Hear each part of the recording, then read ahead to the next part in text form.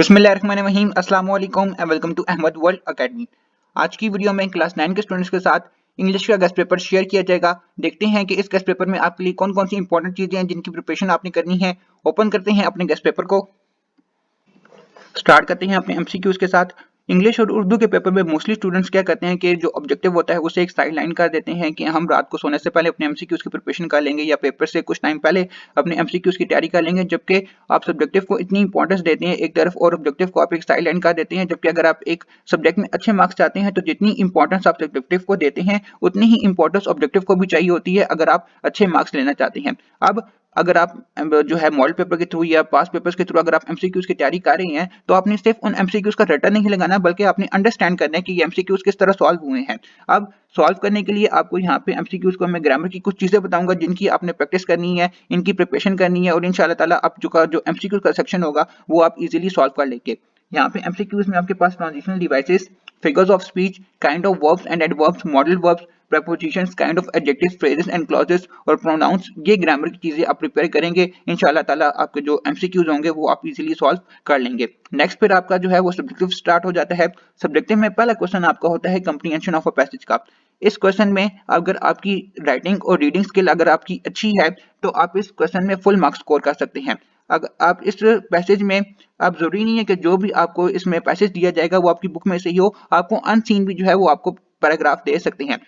लेकिन जो भी क्वेश्चंस आपसे किए जाते हैं अगर आप उन क्वेश्चंस का आंसर, अगर आपका टेंसेस पे कंट्रोल है, अगर आप फिर उन क्वेश्चंस का आंसर आप पैराग्राफ के अकॉर्डिंग देते हैं तो फिर वो आपके लिए एक तो आपके क्वेश्चन जो है वो कवर हो जाएंगे, दूसरा समरी के लिए भी आपका सेम यही रूल अप्लाई होता है। अब यहाँ पे स्टूडेंट मोस्टली मिस्टेक यहाँ पे क्या करते हैं समरी में कि पैराग्राफ जो आपको 7 लाइंस का दिया जाता है या जितने भी लाइंस का आपको एक पैराग्राफ दिया जाता है उसमें से कुछ लाइंस को जो है वो स्किप करके एज इट इज वो पैराग्राफ उठा के वो समरी में लिख देते हैं और कहते हैं कि हमारी समरी क्रिएट होगी है। जबकि समरी ऐसे नहीं होती, बल्कि जो उस पैराग्राफ का मेन आइडिया होता है जब आप अपने वर्ड्स के थ्रू जब आप उसे एक्सप्लेन करते हैं तो वो चीज आपकी समरी होती है। और फिर मिस्टेक क्वेश्चन में भी क्या मिस्टेक करते हैं कि क्वेश्चन जिस सेंस में पूछा होता है ना, अगर आप उसी सेंस में आंसर देंगे तो वो आपका आंसर मजीद अच्छा होगा।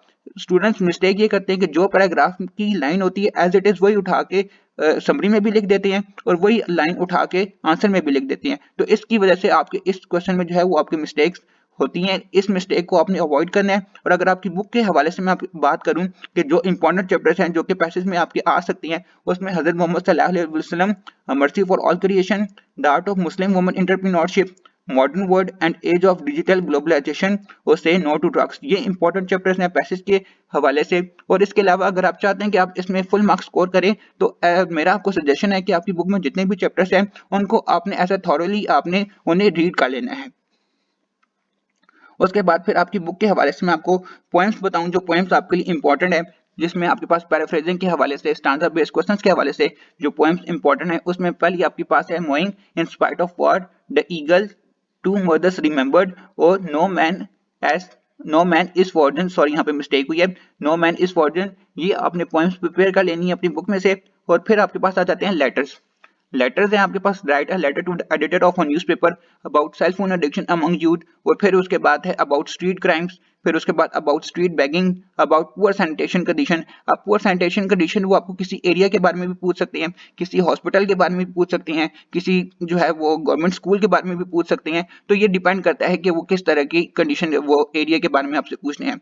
इसके बाद फिर growing drug abuse among the youth, फिर उसके बाद ट्रैफिक प्रॉब्लम्स पे आपको आ सकता है कि लेटर लिखें एडिटर के, न्यूज़पेपर के एडिटर को। तो ये टॉपिक्स पे आपने लेटर्स प्रिपेयर कर लेने हैं। एप्लीकेशन के लिए मैं आपको बताता हूँ कि principal for fee concession, to arrange an educational trip, attending a marriage ceremony, issuance of a character certificate और रेमिटेंस ऑफ फाइन। इन टॉपिक्स पे आपने एप्लीकेशंस को प्रिपेयर कर लेना है।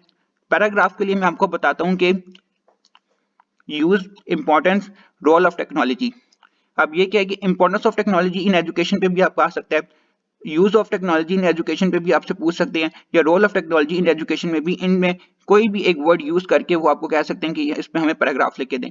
और उसके बाद pollution in big cities, pollution में आपके पास यहाँ पे नॉइस पोल्यूशन भी आ सकता है, ग्लोबल वार्मिंग भी आ सकता है। ये जो इश्यूज हैं इस पे आपको पैराग्राफ लिखने के लिए दे सकते हैं।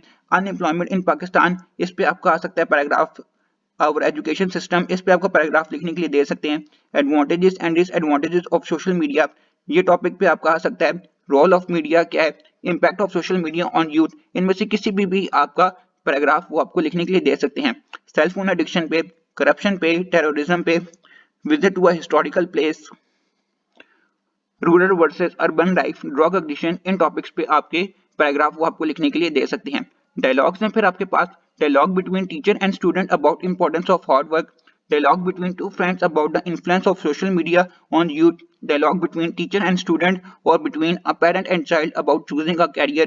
उसके बाद dialogue between two friends discussing advantages and disadvantages of online learning, और उसके बाद dialogue between two friends discussing the harmful effects of global warming। तो ये डायलॉग्स के मैंने आपको कुछ यहाँ पे मैंने बताए हैं जिनको अपने प्रिपेयर कर लेते हैं। ये था आपके साथ इंग्लिश का गेस्ट पेपर। इंशाल्लाह मिलते हैं फिर एक नई वीडियो में, तब तक के लिए अल्लाह हाफिज।